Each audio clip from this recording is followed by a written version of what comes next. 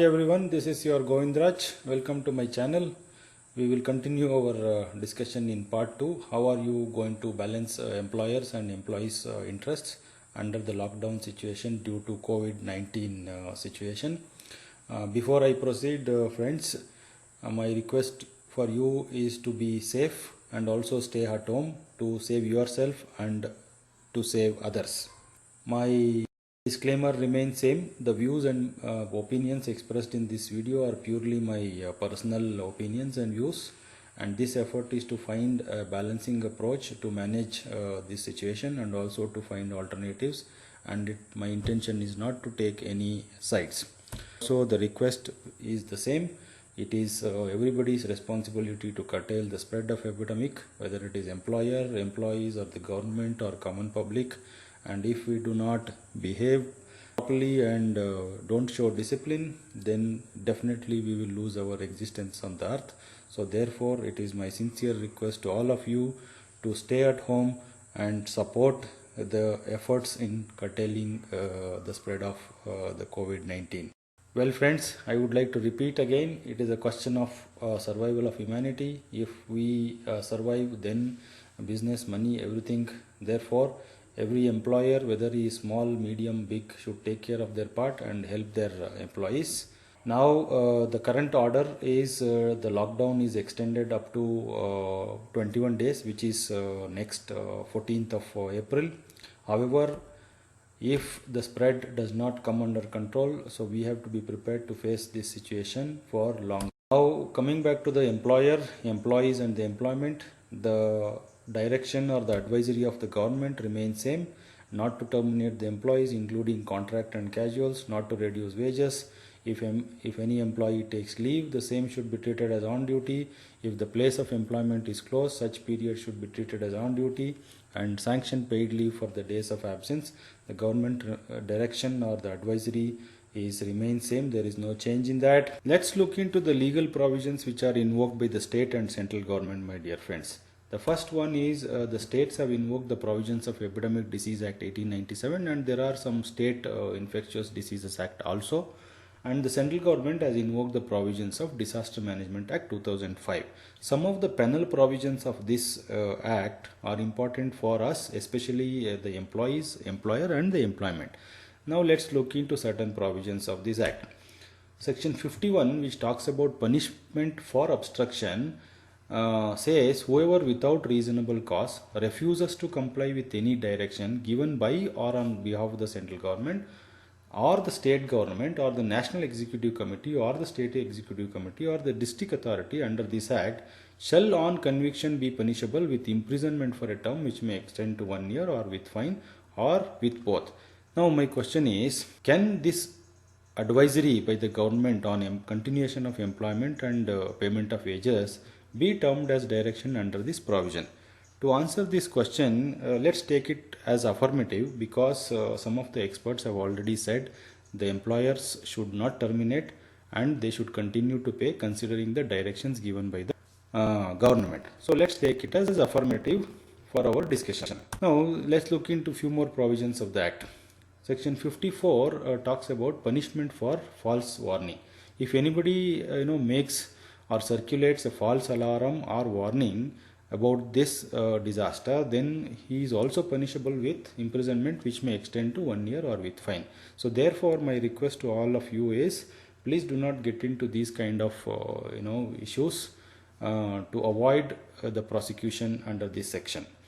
Now section 72 have another provision which says act to have overriding effect. This provision says the provisions of this act shall have effect notwithstanding anything inconsistent therewith contained in any other law for the time being in force or in any instrument having effect by virtue of any law other than this act. Now considering this provision, another question comes to my mind is, can this provision override the provisions of Industrial Dispute Act 1947? So in my view, to answer this question, let's take it as also affirmative for our discussion. Now we have looked into what the government is saying, what the National Disaster Management Act provisions and the penal provisions, everything. But let's also look into certain reality. The reality is, now the government the labor and both factories and boilers, also the labor Ministry of Labor and Employment have said that do not terminate or reduce the wages of employees due to the COVID-19 situation. And now there are no major reliefs for the employers who have employed more than 100. Of course, there are certain relief are given recently to the certain employers. We will talk about it in the next slide. And coming back to the employer situations, now the customers are not paying as either they are working or also they receive the products of the employer. And suppose if employer has no balance or reserves to take care of the wages of employees, then how can he continue to pay is my question. And his taxes, bills, statutory contribution, overheads are not going away anyhow because there are no measures are taken yet. Now, how can employer continue to pay if this is the situation? Suppose if it is a shorter duration, maybe a 15 days to 1 month, majority of the employers may sustain this situation. Suppose if it goes longer, then employer will be put into serious financial crisis. So he will definitely have a difficulty to continue to pay and continue to employ the employees also.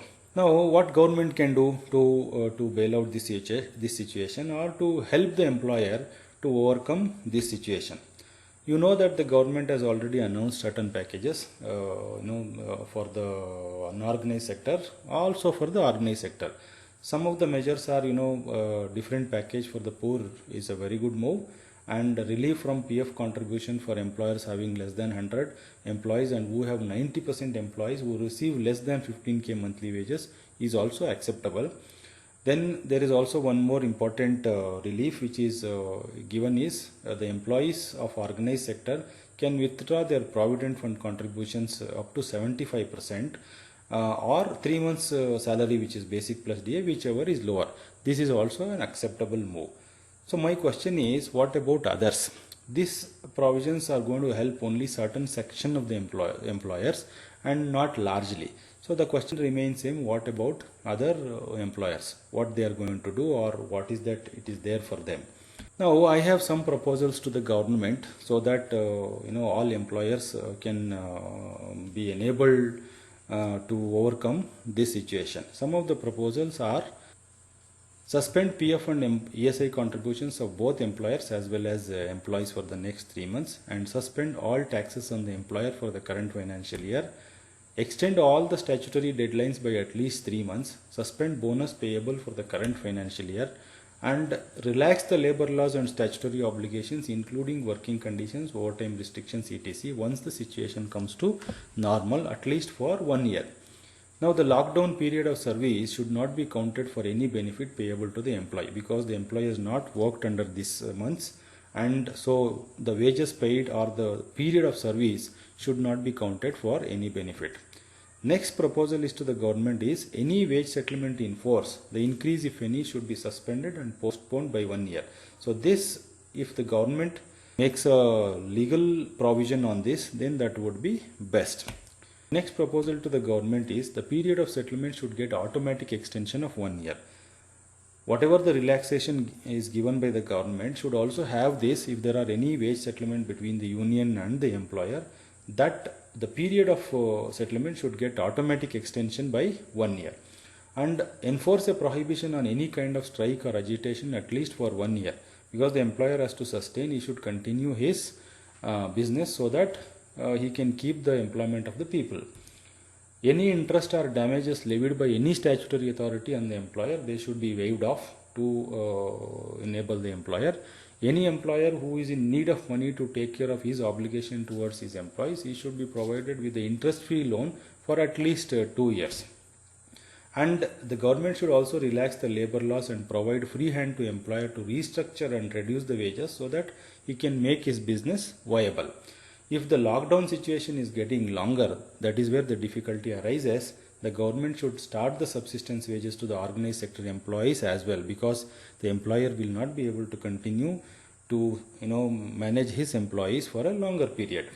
Now there are still some open questions, friends. The open questions are: what are the options and strategies employer can still adopt, and can employer invoke legal provisions to save his business, whether now or even after the situation comes to normal? and what can employees do to save their employer and employment. We will deliberate these questions and also discuss in my upcoming video. Thank you friends, and keep watching this channel for more updates. My coordinates are provided here, and see you soon. And my request also for you is to be safe and stay at home. Save yourself and save others. Thank you friends.